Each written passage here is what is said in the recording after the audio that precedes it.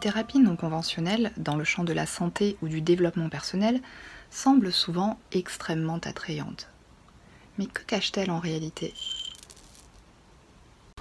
Elles peuvent certes nous exposer à des dérives, mais ce que l'on ne sait pas toujours, ce sont les raisons pour lesquelles elles peuvent nous faire du mal, les raisons pour lesquelles, au lieu de nous permettre de mieux nous développer, de mieux nous connaître, de mieux nous soigner, elles nous induisent en erreur.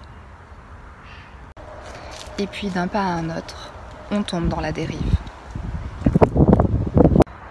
Les témoignages que vous allez voir sont de vrais faux témoignages.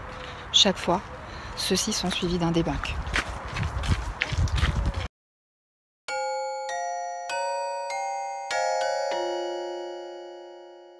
Un jour, mon psychologue m'a dit qu'il y avait quelque chose qui n'allait pas en profondeur, que j'avais sûrement des choses qui étaient refoulées et que c'est ça qui causait mon malheur aujourd'hui.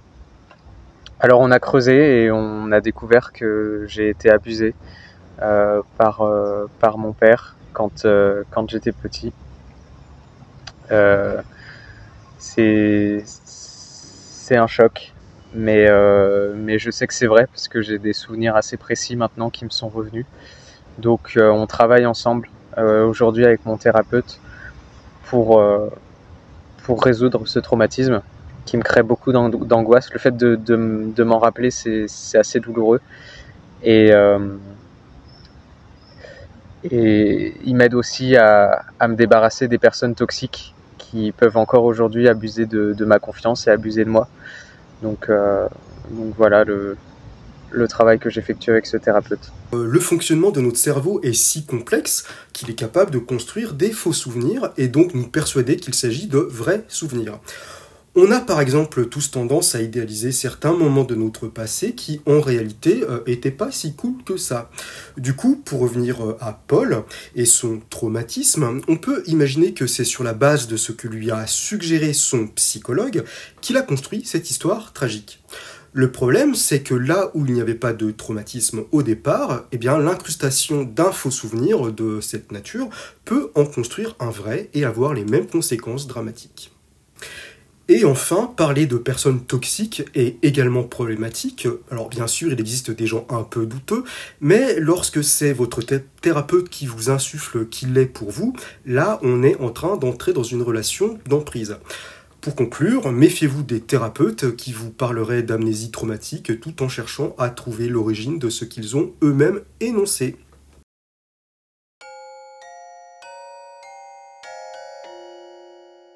Bonjour, je m'appelle Anthony et mon médecin pratique la médecine holistique. L'idée, c'est de tenir compte de l'être dans sa globalité, c'est-à-dire l'âme, le corps et l'esprit. Mon médecin utilise des énergies d'air. C'est comme une montagne, tout ce qu'on arrive à faire avec nos mains. Il y a un an, j'étais en burn-out et en fait, ce que j'avais pas compris à ce moment-là, c'était que mon travail n'était pas du tout aligné avec le désir profond de mon âme, avec ma mission de vie, en fait. Et ça, mon médecin, il a tout de suite ressenti et il m'a amené à faire une grande prise de conscience. Ça, notre cheminement ensemble, j'ai enfin pu accéder à mon potentiel intérieur qui était bloqué à cause de mes pensées limitantes. Et du coup, on se voit toutes les semaines afin de travailler sur mes blocages énergétiques et afin que je puisse devenir la meilleure version de moi-même. D'ailleurs, il m'a découvert des facultés de guérison. J'arrive à voir les blessures karmiques. Et alors, j'ai fait un acte de foi et j'ai ouvert mon propre cabinet énergétique où je peux, moi aussi, enfin contribuer à éveiller les consciences. Il n'y a vraiment pas de hasard. Je l'ai croisé pile au bon moment. Encore une synchronicité, en fait. Il est en effet primordial de considérer l'individu dans sa globalité. Cependant, pas besoin de faire appel à la médecine holistique. La médecine classique, tout comme les thérapies qui s'inscrivent dans une perspective scientifique, tient déjà compte de cette globalité en s'appuyant sur un modèle, le modèle bio-psycho-social. Biologie, psychologie, sociale. Certains thérapeutes ou coachs de développement personnel introduisent dans leur pratique des propositions de soins liées à la spiritualité, qui n'ont pourtant jamais prouvé leur efficacité quand on a essayé de les tester. Ils s'inscrivent dans une idéologie de type New Age qui surresponsabilise l'individu, en l'appelant à devenir une meilleure version de lui-même. Tout est entre ses mains. S'il échoue dans son traitement thérapeutique ou dans sa tentative de développement personnel, c'est de sa faute. C'est qu'il n'a pas fait ce qu'il fallait pour être plus éveillé, pour atteindre un haut niveau vibratoire. L'individu est culpabilisé et on ne remet jamais en question le bien fondé des idéologies défendues. Le vocabulaire utilisé peut nous permettre de détecter cette spiritualité New Age et de nous préserver d'une mauvaise prise en charge, voire d'un risque de dérive sectaire. Des termes tels que holistique, âme, énergie, alignement, mission de vie, prise de conscience, potentiel intérieur, pensée aux croyances limitantes. Certaines victimes de ces dérives se coupent de leur ancienne vie, de leurs relations et se privent des connaissances disponibles dans le champ de la science qui pourraient leur permettre, avec plus d'efficacité, d'atteindre leurs objectifs.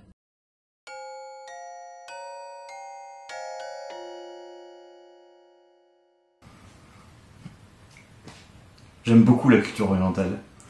D'ailleurs, je suis un grand fan de manga. Et j'ai découvert le chi en lisant le manga All Mighty Master. En plus, je fais du kung-fu wushu. J'ai trouvé des moments d'intense paix intérieure en méditant avant les combats. La méditation est une partie intégrante de ce sport. Ça m'a appris à comprendre et à maîtriser mon chi. Et là, j'ai découvert les cours de Qigong pour canaliser mon énergie. Depuis que le gouvernement a imposé un pass sanitaire, j'ai découvert tous les travers de notre société industrielle. Je retrouve des sensations naturelles et primaires grâce aux savoirs ancestraux et traditionnels. J'aimerais partager cet éveil avec mon entourage, mais c'est parfois difficile de convaincre. Alors, avec les autres élèves du club de Qigong, on a décidé de faire des petits événements en plein air. J'avais vu un documentaire Arte à propos de la médecine traditionnelle chinoise, ça m'a ouvert l'esprit. Et puis, les organismes officiels reconnaissent aussi l'intérêt de ces pratiques, comme l'OMS. J'ai même été à une conférence à l'université de Nice, où une chercheuse nous en parlait. Ils avaient même organisé une séance derrière, avec les gens. Nous avons tendance à penser que ce qui vient de loin, ce qui est ancien ou naturel a de la valeur. Mais ce n'est pas nécessairement le cas. Alors que les mangas nous familiarisent par exemple avec la médecine traditionnelle chinoise, comme s'il s'agissait d'une véritable science, si l'on s'intéresse au Qi, l'énergie universelle qui traverserait les méridiens du corps humain, on se rend compte que ce concept n'est pas valide. À une époque où les dissections étaient interdites, on connaissait en effet insuffisamment le corps humain. On avait imaginé 365 points de pression sur des méridiens, sur la base d'une correspondance cosmologique avec les 365 jours de l'année. Ces points sont ceux qui sont utilisés en acupuncture. Or, l'existence des méridiens n'a jamais été prouvée.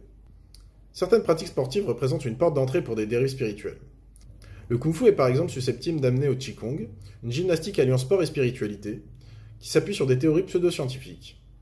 Elle semble nous offrir un monde alternatif meilleur, d'autant plus salvateur quand le monde qui nous environne nous apparaît violent. Et l'engouement qu'elle suscite conduit leurs membres à s'engager dans des actions de prosélytisme. Elles ont parfois si bien réussi à s'immiscer au sein de notre quotidien qu'elles en viennent à recueillir la caution d'institutions officielles, à l'issue de véritables guerres de l'information.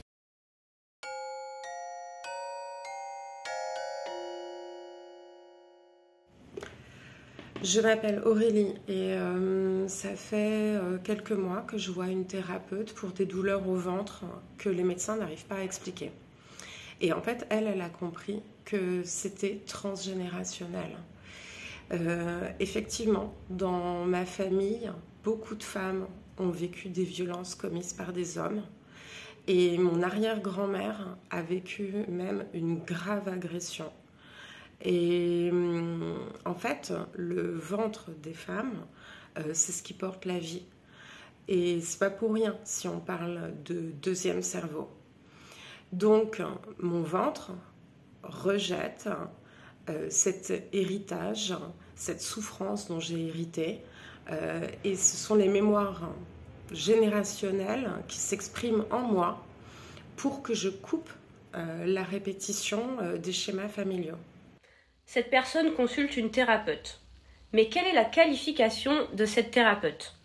On peut douter de sa compétence sur la dimension évoquée car la psychogénéalogie, qui affirme que nos problèmes seraient la conséquence des traumatismes vécus par nos ancêtres, n'a aucun sens sur le plan scientifique. Ce qui est dit ici est juste faux. Dire que le ventre est notre deuxième cerveau, c'est un raccourci. On y trouve beaucoup de neurones, oui, mais de là à parler de deuxième cerveau, c'est assez simpliste. Notre ventre n'a pas de conscience ou de mémoire de ce qui aurait pu se passer il y a 100 ans dans nos relations interpersonnelles, par exemple ici, entre femmes et hommes. On pourrait penser que ce n'est pas si grave, mais ces idées pourraient en plus affecter la personne dans ses relations, alors qu'on pourrait peut-être continuer à chercher une solution à ces problèmes du côté de la médecine. Ne nous laissons pas piéger par des informations qui ressemblent à de la science sans en être.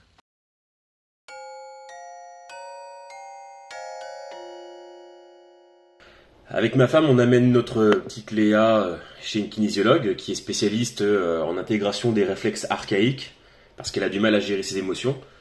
La kinésiologie, ça permet de s'harmoniser et d'identifier des blocages internes qui sont la traduction, si on veut, de conflits intérieurs, donc via un testing musculaire qui consiste par exemple à tester le tonus du muscle qui est soumis à un stress.